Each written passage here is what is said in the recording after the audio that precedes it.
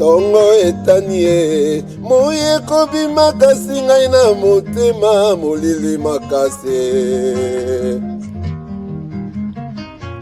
Butu ekoti ye natangi buku ya Nzambe banda Genèse tina Apocalypse.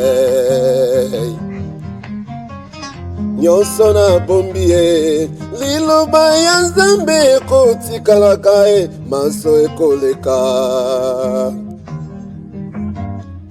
Mabe nyonso osala ngai nazali mwana ya Nzambe nalimbisa yo Destin ekaboli banzela moluki alukaka ngai na porte fongola motema buku ya Nzambe bandeko natangi ebandeli tina suka basengi bolingo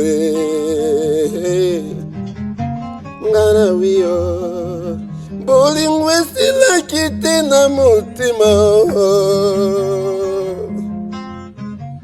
babotoli ngai yo mpo na mbongo kisala na Nzambe ebwaka mosolo lokola mana